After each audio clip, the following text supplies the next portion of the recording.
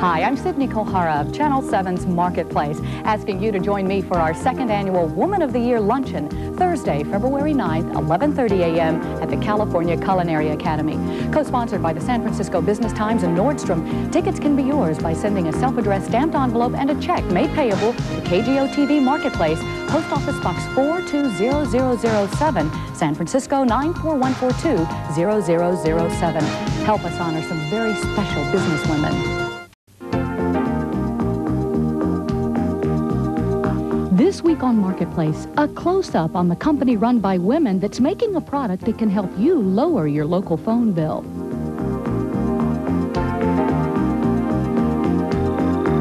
How women are breaking through in the restaurant business. We'll meet some of the star chefs and owners. And our Applegate report focuses on small businesses in the wake of the floods. The show for everyone in business, especially today's working woman. Marketplace with Channel 7's Sydnie Kohara for January 22nd, 1995. Hello, everyone, and welcome to Marketplace. No doubt by now you've seen all the ads. There is a war out there among long-distance phone carriers. And now the battle lines extend to toll calls. This week's company close-up offers a high-tech way to take advantage of the fierce competition. Just when you thought it was safe to dial your phone, deregulation throws a few more digits your way. California's local toll call market is now open to competition. But to bypass Pacific Bell, you need to dial 5 extra numbers to access the carrier of your choice. Already confused? Well, that's where Telegen comes in.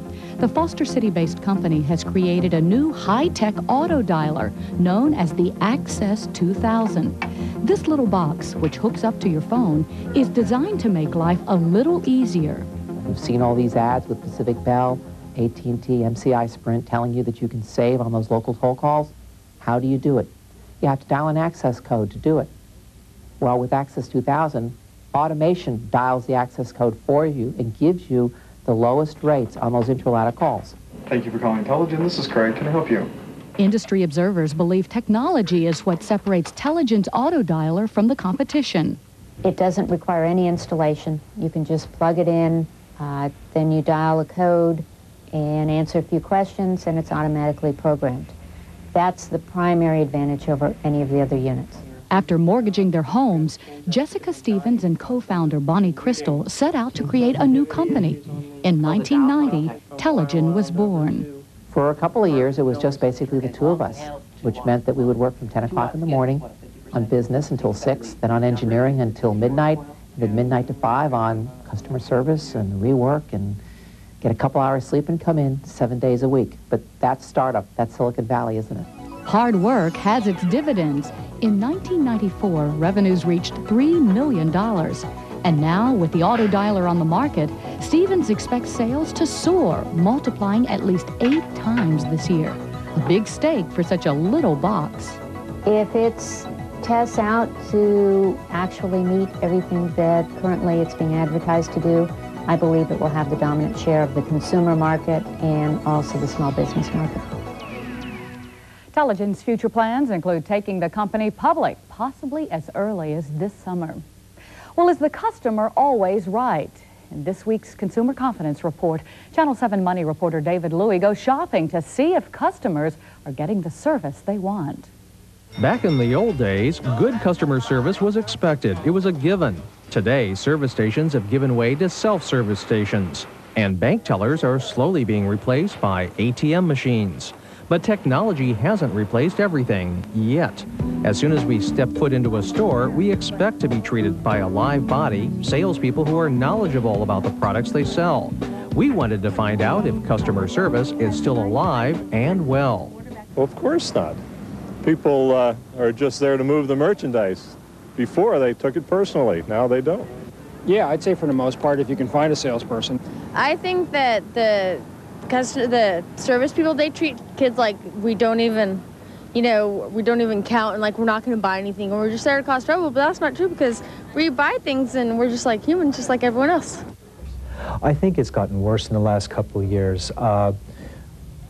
people who are giving service don't realize the need for satisfying the customer. They look at it as a job, as I'm getting my paycheck, or the boss is making me smile, etc. But there's not a real true commitment, and people really need to want to service customers. It really makes a difference. In a study conducted by MasterCard last year, 6 out of 10 people walked out of a retail environment because of poor customer service. The impact of that statement is tremendous. A person who receives bad service will tell 10 other people, and it multiplies from there. But remember, each store is different. There are some that provide exceptional service and others that don't. And those that don't may not be in business very long. I think customer satisfaction is a key to any business these days. People's time is so much more valuable than it's probably ever been before, and that has to be the most important thing that we're continuously conscious of. So we need to save them time, make their lives easier. If you're not satisfied with the store's service, the best thing to do is to complain. Let them know, because if management doesn't know about it, the problem won't get fixed. When somebody calls us and says, you know, I was a little disappointed in something that happened, we can fix it. Once they have made that statement, it's a very strong, but it's a very silent statement. You don't know that you've lost a potential customer. And that's something we're very conscious of, and you don't ever want that to happen because they're almost impossible to get back. Good idea to speak up. A recent survey from the U.S. Office of Consumer Affairs shows that nearly 1/3 of all households have experienced at least one significant consumer problem. But the good news comes from the Better Business Bureau, who says more than 3/4 of all complaints are settled. Well, coming up next on Marketplace, the top owner chefs who are among the women breaking through in the restaurant business. But first, let's take a look at this week's Bay Area stock activity.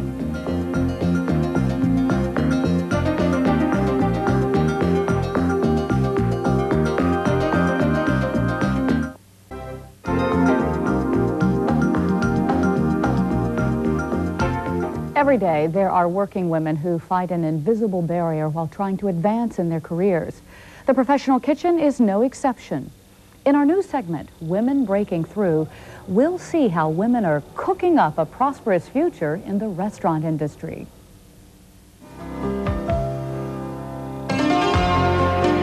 This is the place where women are said to belong. Yet in the professional world, the kitchen is a man's domain.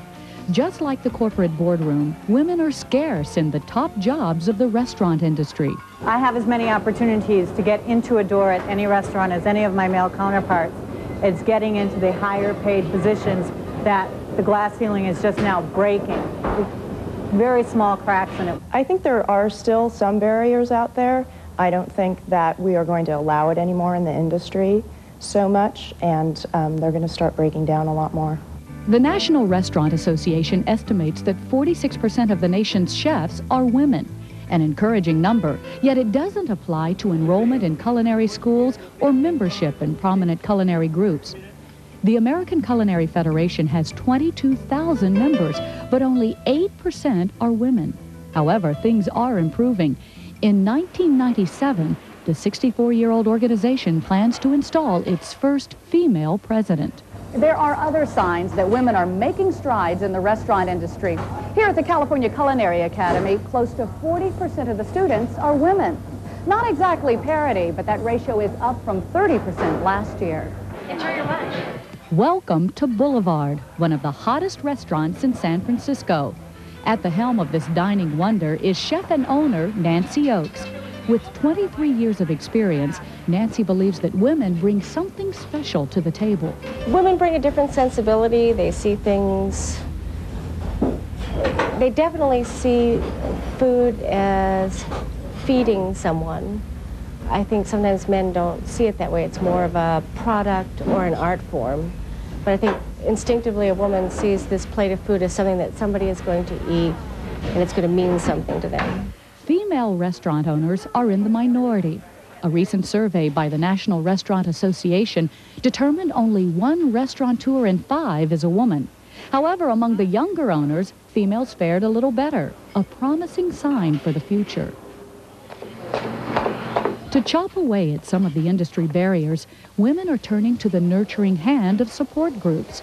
Established 1 year ago, the International Association of Women Chefs and Restaurateurs provides just that. Our mission was and remains to broaden the field of opportunity for women in the restaurant industry and to broaden it through education and opportunity. Barbara Tropp is one of the founders and president of the association. As owner-chef of San Francisco's China Moon Cafe, she believes the attributes that make women naturals for the business are also the ones that hinder them. Women's roles of being the mother, of being the caretaker, of being the hospitable hostess, all of the factors which coincidentally make women fabulous in the restaurant industry are also requirements that they need historically to be exercising in their homes. One thing that's crucial for women's advancement in the restaurant industry is role models. I think mentoring is the key by which women give their experience to other women. The idea of passing things on to other generations, to embracing people who don't have but have a thirst for knowledge that you carry, is something that not only comes easily, but women see as being vital.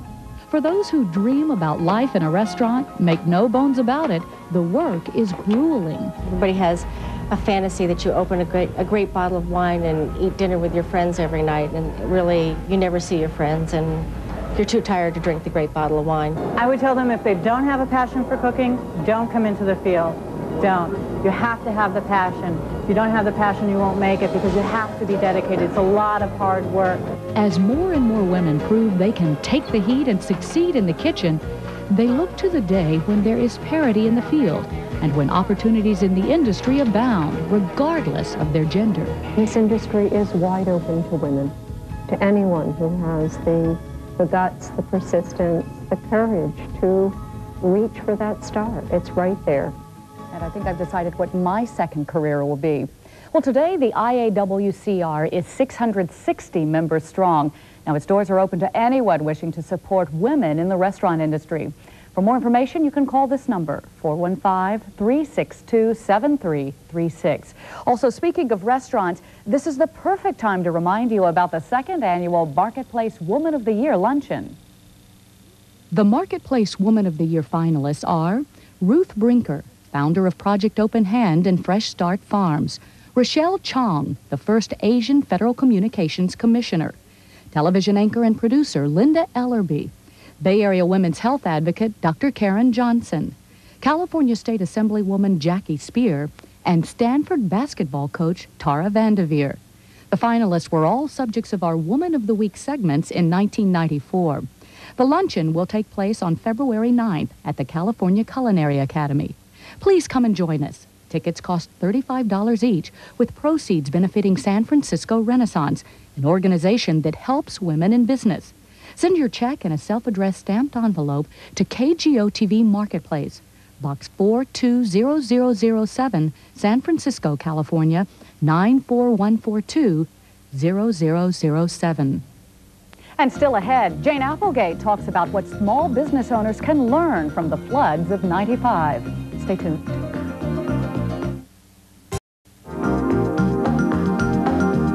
In the climb up the corporate ladder, many businesswomen are finding a new niche, golf. Today, more than 5 million women are playing nationwide, and for some, it is a sport that's putting them on the course to success. Golf. It has long been thought of as a man's sport. But today, women are chipping away at that stereotype and utilizing the links to network and cultivate business. A lot of times business outings, sales meetings tend to be focused around golf environments. So if you're not playing golf, then you're actually not a part of what's going on at the executive levels of your company. Elizabeth Cooper realized that golf would be a helpful business tool, so she picked up the game. The relaxed walk-and-talk atmosphere allows her to form stronger bonds with her clients. Today, many women like Cooper are going for the green and swinging their clubs right through the glass ceiling. One organization that is bolstering women's confidence in the corporate golf setting is the San Francisco chapter of the Executive Women's Golf League. I think it's more natural for men to network through sports, and women have never done it before. And I think they have to learn the process. So what we do is we have a speaker come in and talk about how to play golf better, how to use it as a business tool, how to gamble on the golf course so you can actually take advantage of all the different parts of golf that allow you to develop more of a relationship with the customers you're taking out. The popularity of golf among women is booming. The National Golf Foundation estimates that women account for nearly 40% of today's beginning golfers. And because golf isn't a power game, it's putting women on equal footing with men. Women should definitely get out there and play, because I think that this is the one place where there's a level playing field. The rules are set up so that anybody from a novice to a very advanced individual can play golf together. Golf allows you to get right out there and be part of the group. And I'm not saying you make a deal on the golf course, but you develop the relationship. And the relationship you develop on a golf course can be beneficial to doing business outside the golf course. The recent floods have affected all of us in one way or another, but if you run a small business, particularly out of your home, and have been flooded out, well, you've been hit with a double whammy.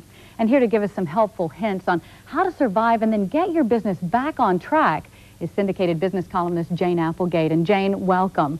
Small business owners are generally into making their business work, not into worrying about disaster. How can you kind of make that hit home that they've got to be prepared? Well, with all that's happening in the news with the floods and the earthquakes, you really need to have a plan and to know how you'll run your business if something really terrible happens to the physical space that you're working. I'm thinking about all the business owners in Guerneville. What do you do once disaster strikes? Well, hopefully you have your records and your database and a customer list outside of your office, so you can start calling people and telling them what's going on, how they can reach you. Or maybe you've made an arrangement so you can work in someone else's office until you can get your office cleaned up again. If you run a home-based business, are you covered under a regular homeowner's insurance policy, or do you need a separate policy? Well, it really depends on the type of business. It's important, though, to sit down with your insurance agent and find out just where your coverage is, what the special riders are, and give yourself a little insurance checkup so you're not hit with a surprise like you don't have flood insurance. A lot of people are probably being hit by that surprise right now, but maybe others can get prepared.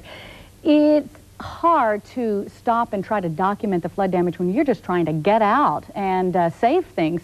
How important is it to get back in and understand what you have to document?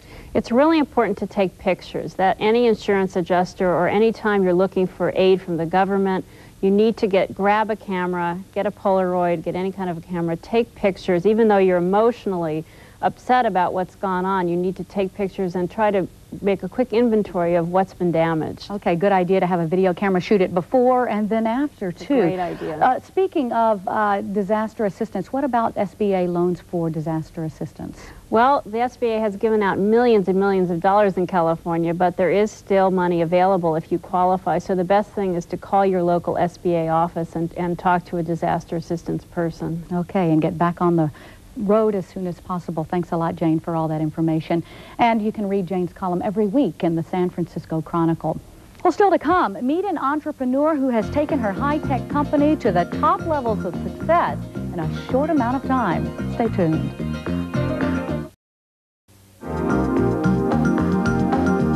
Up next, this week's list from the San Francisco Business Times. Today, we take a look at the largest Bay Area commercial contractors.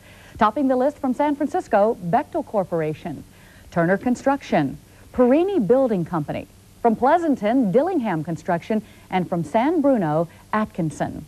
Now together, these companies had more than $12 billion worth of contracts in place just in 1994. And of course, you can see the rest of the list in this week's San Francisco Business Times. And KGO's Rosie Allen joins me now with our special Marketplace Woman of the Week. Rosie? Thank you, Sydney. This week's Woman of the Week is president of a very high-tech, complex company, a company that is quite successful. In just 8 years, she has turned a one-person business into a multi-million-dollar operation here in San Francisco. It all started with a bright idea. I quit my day job and I began my career as a freelance instructional designer with nary a thought of having a large business. But the light bulb for a new company went off for Caitlin Curtin as she became more and more dissatisfied with what she discovered out in the freelance world. Often I would find myself frustrated either because I didn't have the tools to do the job, The project was maybe not managed as well as it could be. I felt that, yes, I was working on well-designed materials, but they actually weren't going to solve the performance problem, so therefore they were a waste of money, really, by the company that was hiring me. And so Luminaire was born. As a corporate communications training company, the idea is to develop performance support systems, computer-based assistance, and multimedia applications, all to help clients train and educate employees. With clients such as B of A, Pac Bell, and AT&T, the innovative company is clearly in high demand. What's been really exciting for me in the last year is I used to see myself as a technical specialist who could run a business, you know, but the business thing was like subservient to the idea that I knew this training. You know, I knew how to develop training materials. I knew how to develop multimedia. Now I see myself as a businesswoman. And it's been so exciting for me. I realize that I have business skills that I could take to any arena. You know, it's like the world is my oyster. Still, this pearl of a company faces all the obstacles any small business tackles. And as CEO, Caitlin is often met with personal barriers as well. I had a gentleman come to my office to interview for a job, and at the end of the interview, as he shook my hand, he said, "I can't believe you're so young in this business, and you're a woman." Nobody ever said that to Steve Jobs. But it is just such reminders which keep Caitlin committed to strong policies in flex time, job training, and pay equity. The return on investment that I get in providing my staff with the appropriate training, the appropriate tools, the appropriate time off, so when they come to work they're focused on the job and not worried about their personal problems, is huge. The most rewarding aspect of my job is really that I get to create really neat stuff with fun people and make money. What could be better? Caitlin is currently working on the development of commercial multimedia products with an emphasis in the areas of interactive music, lifestyle CD-ROMs, and telemedia products, Sydney. You know, Rosie, she had the fastest growing company in the Bay Area last year, and I happened to be looking at some of the company's statistics. And do you know she started with just $2,000 of seed money? What an incredible story. It's a great story. So what I'm doing is I'm trying to come up with an idea and I'm saving my money. All right, that's the way to do it, okay. Well, that's it for this edition of Marketplace. If you have any questions about this week's show, please call us at 415-954-7901. Now, because of the Super Bowl, you know, the Super Bowl, also the Pro Bowl, will be on a little hiatus, but we'll be back on Sunday, February 12th at 4:30 p.m. We will see you then, and go Niners. Go Niners for sure. Okay. Bye-bye, everyone.